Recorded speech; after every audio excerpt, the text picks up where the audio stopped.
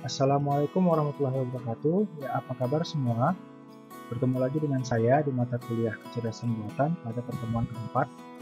Jadi materi kali ini kita akan membahas tentang searching atau pencarian. Nah, di video ini saya akan menjelaskan tentang apa itu pencarian dalam kecerdasan buatan, dan di video ini juga kita hanya berfokus pada pencarian buta atau blind search saja. Nah, untuk video berikutnya kita akan bahas tentang pencarian terbimbing atau heuristic search. Jadi langsung aja kita ke materinya. Kita mulai. Nah, pencarian ini sendiri banyak digunakan untuk membangun sistem yang dapat menyelesaikan masalah-masalah seperti permasalahan waterjug dan lain sebagainya seperti contoh yang kemarin. Nah, biasanya untuk membangun sistem tersebut ada 4 hal yang perlu diperhatikan, yaitu yang pertama, mendefinisikan masalah dengan tepat. Kemudian pendefinisian masalahnya mencakup deskripsi masalah dengan baik. Jadi kita harus mampu mendeskripsikannya atau mendefinisikan masalah dengan baik dan benar. Yang kedua, menganalisis masalah tersebut serta mencari beberapa teknik penyelesaian masalah yang sesuai. Jadi setelah kita mendefinisikan, kita harus mampu menganalisis masalah yang tadi didefinisikan agar didapat atau bisa ditentukan teknik penyelesaian masalah yang baik atau yang benar atau yang sesuai untuk menyelesaikan masalah tersebut. Nah, yang ketiga itu merepresentasikan pengetahuan yang perlu untuk menyelesaikan masalah tersebut. Jadi, setelah kita menganalisis, kita harus mampu merepresentasikan pengetahuan yang perlu untuk menyelesaikan masalahnya. Yang keempat, memilih teknik penyelesaian masalah terbaik. Nah, jadi hal penting dalam menentukan keberhasilan sistem cerdas adalah kesuksesan dalam pencarian. Kenapa? Karena pencarian itu adalah suatu proses mencari solusi dari suatu permasalahan melalui sekumpulan kemungkinan ruang keadaan atau state space. Nah, ruang keadaan ini sendiri merupakan suatu ruang yang berisi semua keadaan yang mungkin.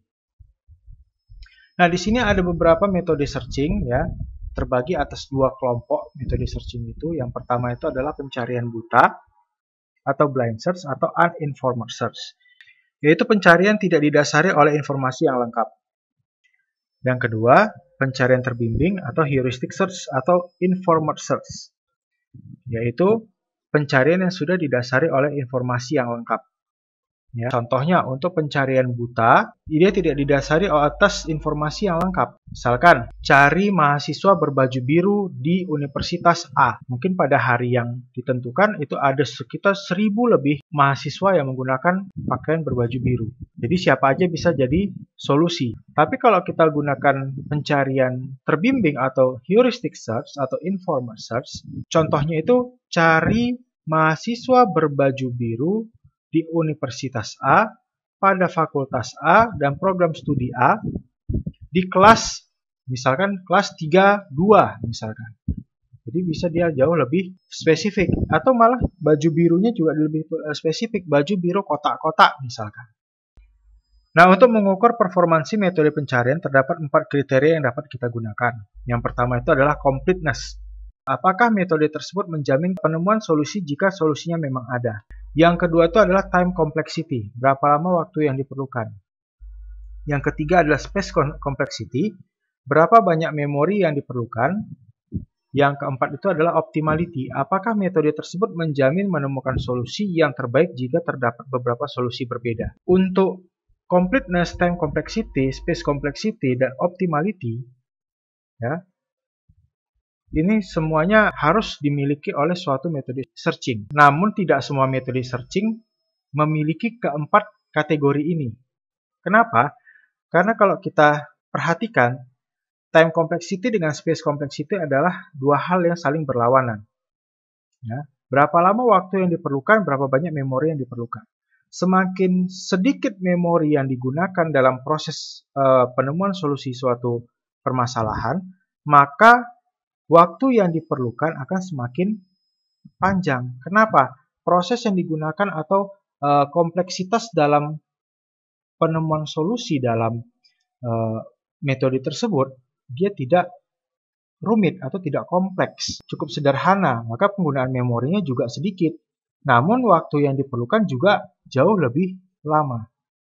Completeness dan optimality. Setiap metode harus komplit. Tapi apakah semua metode ini optimal? Belum tentu. Contohnya saja, jika metode A dengan metode B, dua-duanya sama-sama komplit dia, menyelesaikan, menemukan solusi, kalau memang ada solusinya.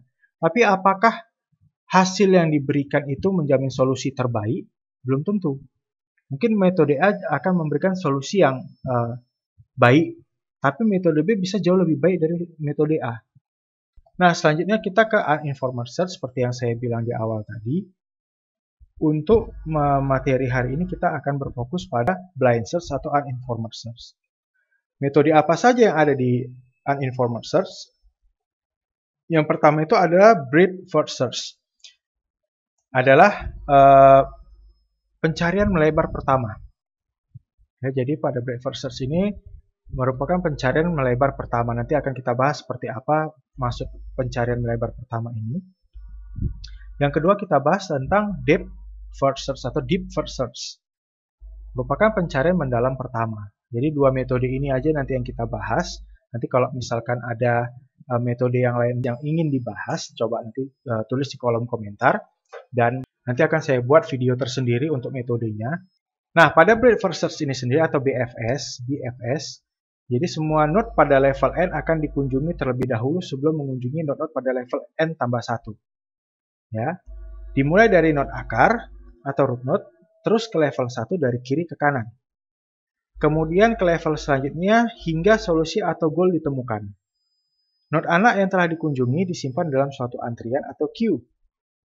Antrian ini digunakan untuk mengacu simpul-simpul yang bertetangga dengannya yang akan dikunjungi sesuai aturan atau urutan antrian. Nah, di sini dalam breadth first search ini kita akan mengunjungi terlebih dahulu node-node pada level N tambah 1. Dimulai dari node akar atau root node, terus ke level 1 dari kiri ke kanan. Kemudian ke level selanjutnya hingga solusi atau goal ditemukan. Nah, node anak yang telah dikunjungi disimpan dalam suatu antrian atau queue. Ya, jadi kalau kita menggunakan breadth first search kita akan menggunakan queue atau antrian. Ya, antrian ini digunakan untuk mengacu simpul-simpul yang bertetangga dengannya yang akan dikunjungi sesuai urutan antrian. Nah, ini adalah langkah-langkah dari proses kerja BFS. Yang pertama, masukkan node akar ke dalam queue. Kedua, ambil node dari awal queue, lalu cek apakah node merupakan solusi. Jika node merupakan solusi, pencarian selesai dan hasil dikembalikan. Jika node bukan solusi, masukkan seluruh node anak ke dalam queue. Yang kelima, jika queue kosong dan setiap node sudah dicek, pencarian selesai. Jika queue tidak kosong, ulangi pencarian mulai dari poin 2. Nah, contohnya seperti berikut ini. Nah, jadi yang disebut dengan root akar itu yang ini tadi, root node. Dimulai dari root node dan dilanjutkan ke node yang selanjutnya N tambah 1. Anggap di sini root 1. Root 1, N itu sama dengan 1. Ini N tambah 1, jadi root, node 2. Ya. Level kedua. Dimulai dari sebelah kiri ke node sebelah kanan selanjutnya. Begitu seterusnya. Kemudian dari sebelah kiri ke kanan, kiri, kanan. Di setiap levelnya. Itu contoh dari breadth first search. Nah, keuntungan dari breadth first search ini sendiri atau BFS, saya singkat dengan BFS saja ya, biar lebih mudah mengingatnya. Ya, keuntungannya yang pertama, tidak akan menemui jalan buntu. Pasti tidak menemui jalan buntu. Karena semua node-nya itu di-expand atau dibuka. Menjamin ditemukannya solusi jika solusi memang ada. Dan solusi yang ditemukan pasti yang paling baik. Jika ada satu solusi, maka BFS akan menemukannya. Kelemahannya, pasti membutuhkan memori yang cukup banyak. Ya, kenapa membutuhkan memori yang cukup banyak? Karena semua node-node yang ada itu dibuka atau di-expand. Sehingga membutuhkan memori yang cukup banyak jika dibuat program komputernya. Membutuhkan waktu yang cukup lama. Karena setiap, kalau misalkan contohnya sedikit node-nya, mungkin lebih nggak terlihat di halaman. Cuman kalau udah sampai 1000 sampai 10.000 node yang harus di-expand atau dibuka atau dicari solusinya, maka membutuhkan waktu yang sangat lama karena harus dicek satu persatu setiap node-nya apakah ditemukan solusi atau tidak. Itu untuk BFS. untuk DFS atau Deep First Search, jadi proses pencarian akan dilakukan pada semua anak sebelum melakukan pencarian ke node-node yang selevel. Selanjutnya pencarian dimulai dari node akar, sama seperti BFS tadi, mulai dari node akar atau root node ke level yang lebih tinggi. Proses ini diulangi terus hingga ditemukannya goal. Node yang telah dikunjungi disimpan dalam suatu tumpukan atau stack. Jadi dalam bentuk tumpukan dia. Kalau tadi BFS dalam bentuk antrian atau queue, kalau DFS ini itu dalam bentuk stack atau tumpukan. Stack ini digunakan untuk mengacu node-node yang akan dikunjungi sesuai urutan tumpukan. Jadi menggunakan metode LIFO atau last in first out. Stack ini juga mempermudah proses backtrack atau runut balik jika node yang sudah tidak mempunyai anak. Nah, langkah-langkah atau proses kerja dari DFS ini yang pertama adalah masukkan node akar ke dalam stack. Ambil node dari stack teratas lalu cek apakah node merupakan solusi. Jika node merupakan solusi, pencarian selesai dan hasil ditemukan. Jika node bukan solusi, masukkan seluruh node anak ke dalam stack. Jika stack kosong dan setiap node sudah dicek, pencarian selesai. Jika stack tidak kosong, ulangi pencarian mulai dari poin kedua. Jadi mulai dari poin yang ini. Oke, contohnya. Nah, modelnya seperti ini. Jadi kita mulai itu dari root node akar, ke level yang sebelah kiri dulu. Ya. Level sebelah kiri buka sampai sebelah kiri. Terus ke bawah. Kalau misalkan ada lagi bisa di-expand. Ya. Sampai tidak lagi ditemukannya ada yang bisa di-expand atau pencarian itu selesai, ya, tidak ada yang bisa dibuka, maka dia akan menutup. Ya. Akar-akar yang sebelah kiri dicari ke yang sebelah kanannya. Dimulai. Ya, sesuai dengan alur ini, jadi mulai dari sebelah kiri kembali. Kalau misalkan di sebelah kiri ini dari node akar ini, node A ini tidak ada lagi, maka naik lagi ke root node, kemudian pindah ke yang sebelah kanannya. Sampai ditemukannya solusi. Ya, kira-kira seperti itu. Keuntungan dari DFS ini sendiri yang pertama memori yang relatif kecil, karena dia tidak semua dibuka, ya, node-nya. Jadi kalau sudah misalkan tidak ada lagi ditemukannya, tidak ada lagi yang bisa di-expand atau dibuka node-nya, maka dia akan menutup dan backtrack ke atas kembali, ya. Seperti contohnya ini, ya, yang ini. Kalau misalkan di C ini tidak bisa lagi dibuka, maka dia akan naik ke A. Siap itu kemana lagi? Ke D. D ini bisa nggak dibuka? Kalau nggak bisa, dia akan kembali A, cek ada nggak bisa dibuka lagi. Kalau nggak, dia akan menutupkan node-nya sendiri, maka dia akan kembali ke node akarnya. Dan mengecek apakah ada yang bisa dibuka selain A yang sudah ditutup tadi. Yang kedua, secara kebetulan akan menemukan solusi tanpa harus menguji lebih banyak lagi. Kekurangan memungkinkan tidak ditemukannya tujuan yang diharapkan. Jadi kemungkinan tidak ditemukannya solusi itu besar.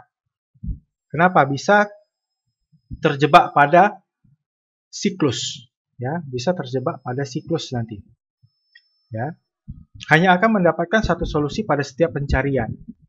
Jadi kalau sudah ditemukannya solusi, maka tidak bisa lagi dibuka. Selesai, habis. Kalau BFS tadi, dia akan mencari seluruh solusi yang ada sesuai dengan berapa kali kita inginkan. Ya. Mau dia iterasi ke berapa, di perulangan berapa. Misalkan sampai perulangan 1000. Nah, jadi sudah ditemukan satu solusi, dia akan mencari lagi sesuai jumlah iterasi yang kita berikan. Oke. Nah, ini ada contoh BFS dan DFS. Ini contoh kasus jika seorang agent hendak pergi dari kota A ke kota F, dari A ke F, ya. Tentukan ruang keadaan di mana node-node dapat direpresentasikan ke dalam bentuk himpunan F, A, B, C, D, E, F.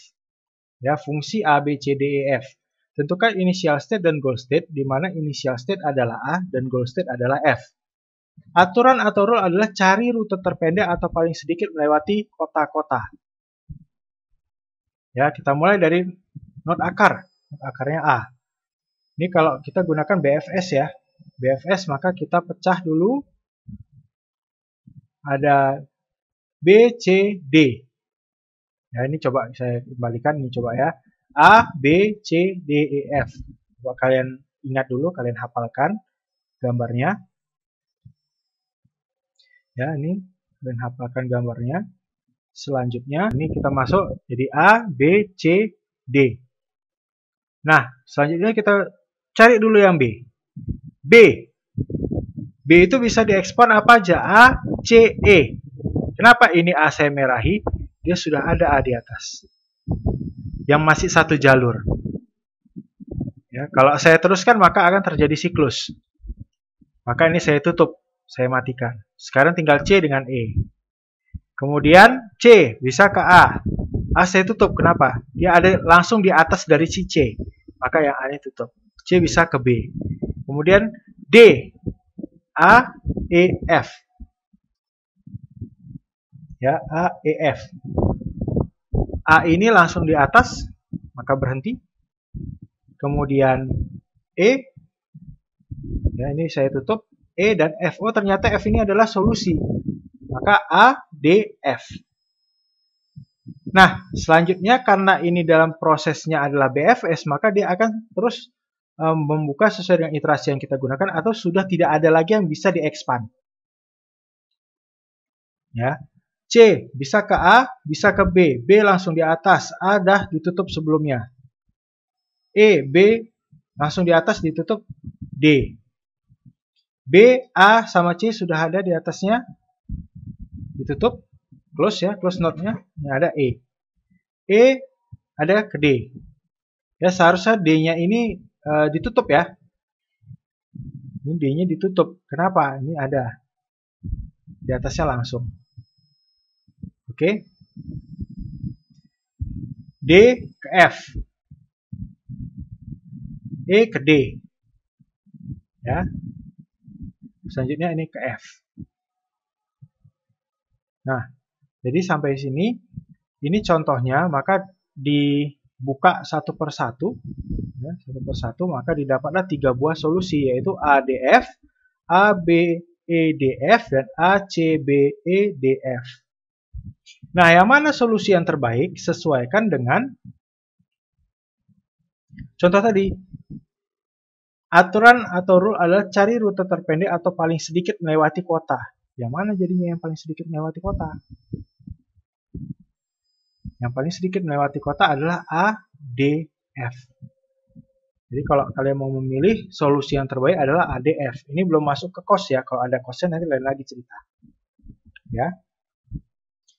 Nah, sebagai latihan untuk kalian, maka buatlah contoh di atas dalam metode depth first search. Ya, untuk DFS-nya. Ya. Buatlah contoh di atas dalam metode depth first search. Nah, di sini ada satu buah kasus yang sering digunakan, yaitu Romanian problem. Romanian problem ini dia menggunakan kota-kota yang ada di negara Romania. Ya, di sini ada Arad, ada Sibiu, ada Zerin, ada Oradea, ada Fagaras, ada Timisoara, ada Lugoi, ada Mehadia, Dobreta, dan sebagainya. Ini kenapa saya tampilkan? Ini adalah tugas. Tugasnya adalah kalian buat perhitungan menggunakan BFS dan DFS, ya, cari penyelesaiannya, di mana kasusnya adalah seorang agen atau agent berada di kota Arad dan harus ke kota Bukares, kota tujuannya. Carilah solusi terbaik si agen tersebut dapat pergi dari kota asalnya, yaitu Arad, ke kota Bukares. Dengan aturan yang sama, melewati kota-kota yang paling sedikit. Oke, itu tugasnya. Ini tugasnya tidak saya tuliskan, jadi kalian dengarkan sampai selesai videonya dan nanti di-upload ke Google Classroom yang sudah disediakan. Jadi kalau misalkan nggak ada yang kurang jelas, nanti coba kita diskusikan lagi di grup Discord atau kalian tanyakan di kolom komentar. Nah, sampai ketemu lagi di video berikutnya. ya. Tetap sehat, tetap semangat, jangan sering keluar. Akhir kata, wassalamualaikum warahmatullahi wabarakatuh. Terima kasih, sampai ketemu di video berikutnya.